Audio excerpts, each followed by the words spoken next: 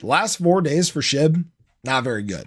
But today has started off as a great day so far. In fact, we are trying to push back to 4017 and escape our gift zone. Again, this is what I've talked about, this being a great opportunity for people to accumulate Shiba Inu.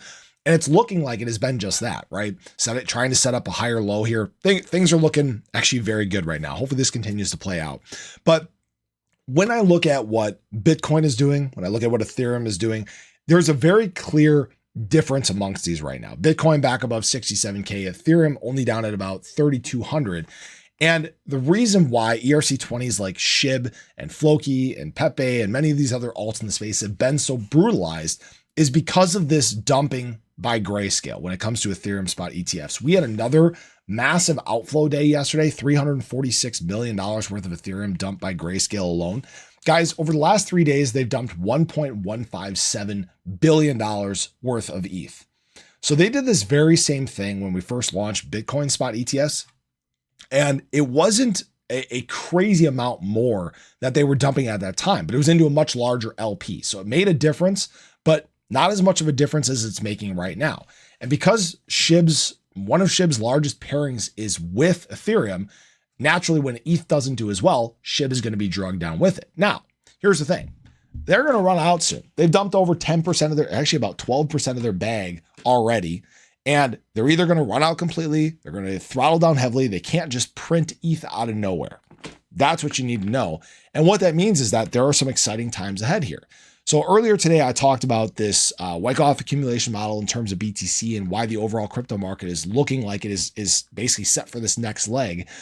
And what you need to know is as BTC does this, as BTC tries to break out here, if it can break out and really break this resistance at about 68.5, we're going to be in really good shape. You're going to see a lot more positivity in the market. And frankly, if we can get back up to the 60 or the 71K range, it's weird to be talking about 70K BTC again.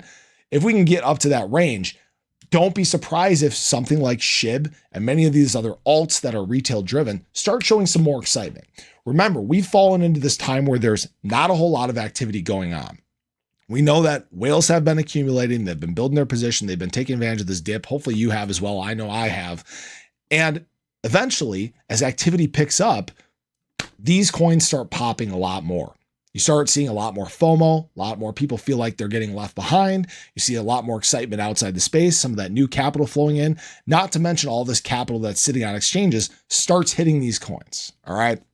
So I dive deep into these analytics all the time, guys. When I get up in the morning and do these videos, I dive into all these metrics. I look at what money on exchanges is doing. I look at what sentiment is. I look at all these different things and how it all works together.